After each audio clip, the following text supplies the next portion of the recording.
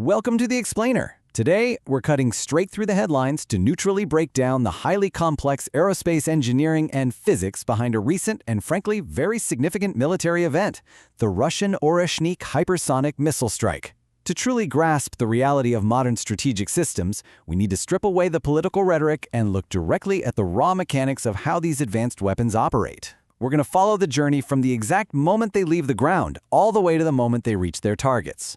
To really understand the sheer scale of the saturation attack on Bielitserkva, that's a city located about 50 miles south of Kyiv, we first got to look at the airspace leading up to the main event.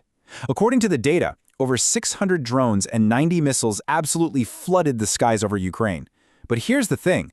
While that massive swarm was designed to completely overwhelm defenses, the true centerpiece of this strike was something else entirely, arriving from the upper edge of the atmosphere.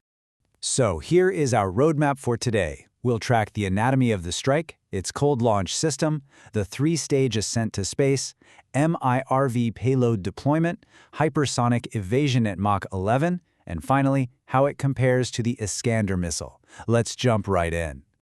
All right, Section 1, the anatomy of the strike, or as we're calling it, the 50-ton hazelnut. Let's start with the missile itself, the Oreshnik, which literally translates to hazelnut.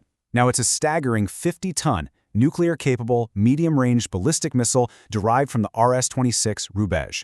To put that massive scale into perspective, 50 tons is roughly the weight of a fully loaded commercial airliner.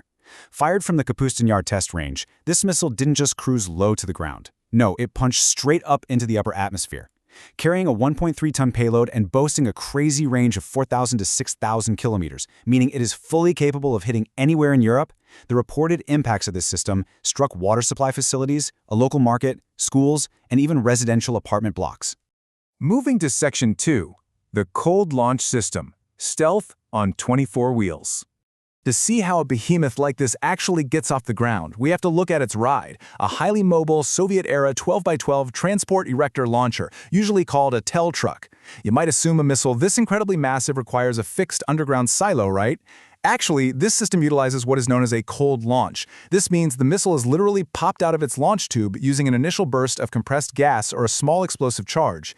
It is only after it's totally clear of the canister that the main rocket engine actually ignites. Plus, the TEL truck is packed with advanced hydraulics to precisely align the missile, and it maintains secure command links with strategic rocket forces for perfectly coordinated firing. In this comparison right here, perfectly illustrates why aerospace engineers chose this method. When we stack up the cold launch against a traditional hot launch, like those used in American THAAD or Patriot systems, where the massive main engine fires right inside the tube, the benefits become incredibly clear. A cold launch drastically reduces heat and wear on the launcher itself. But, far more importantly from a strategic standpoint, it minimizes the risk of the launch site being immediately detected by thermal sensors. It's all about stealth. Okay, Section 3, three stages to space, solid fuel ascent.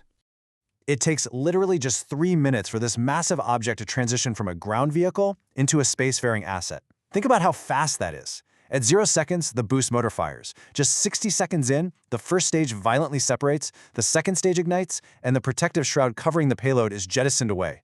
By the 180-second mark, the main thrusters completely cease. At this point, we are on a very high parabolic trajectory right in the vacuum of space, and the post-boost vehicle, often called the bus, takes over. Which brings us to Section 4, deploying the MIRV payload, precision in the void. Once the missile reaches the vacuum of space, the fairing opens, bringing us to the most complex part of the entire system. The Oreshnik is equipped with a MIRV system. That stands for Multiple Independently Targetable Re-Entry Vehicle. So instead of one giant explosive dropping down, this setup allows a single missile to carry approximately 6 separate, highly sophisticated warheads. Interestingly enough, reports suggest these re-entry vehicles are actually based on American designs. To find their individual targets on the ground far below, they rely on a GLONASS antenna, utilizing satellite navigation technology for extreme precision. So here is how that deployment actually unfolds up there in the void. First, the bus uses miniature thrusters to maneuver into exact positions in space. Second, it releases the individual re-entry vehicles one by one. And finally, as they detach, the contact sensors and arming systems located right behind the nose ensure the fuses are fully primed. Depending on the mission profile, they are set to detonate as either air bursts or ground bursts the second they reach the target. All right, Section 5, hypersonic evasion at Mach 11, the unstoppable descent. Now, The vehicles are falling in a steep dive under gravity, gathering just immense kinetic energy. Because they are re-entering from such a crazy high altitude, that kinetic energy becomes absolutely staggering. This naturally raises a massive question. If we can track them falling, why can't advanced US-built defense systems like the Patriot missile simply shoot them down? Well, the answer lies entirely in the physics of their descent.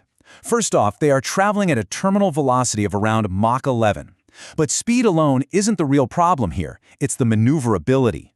These re-entry vehicles are equipped with spin gas generators and rotating spin nozzles. While plummeting at Mach 11, these thrusters allow the warheads to abruptly change direction. They perform what aerospace engineers call a defensive wriggle, a highly unpredictable zigzag motion. The Patriot system is designed to calculate a fixed trajectory to intercept an incoming threat.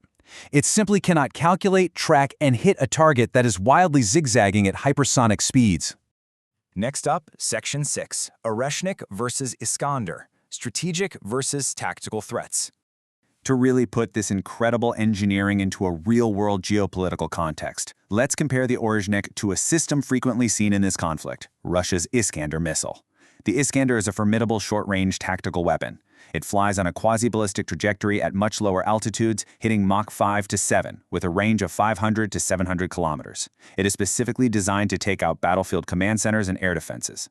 The Oreshnik, however, is on a completely different scale. We are talking a high parabolic trajectory through space, hitting Mach 11, with a range of up to 6,000 kilometers. It is fundamentally a weapon of global strategic deterrence and high-impact infrastructure targeting. While the Iskander can maneuver unpredictably at lower altitudes, the Oreshnik does so from the very edge of space at near unstoppable velocities. Which brings us to the absolute core takeaway of this engineering analysis. As the source material outlines, quote, defense systems must not only react faster, but also anticipate and counter unpredictable movements in real time.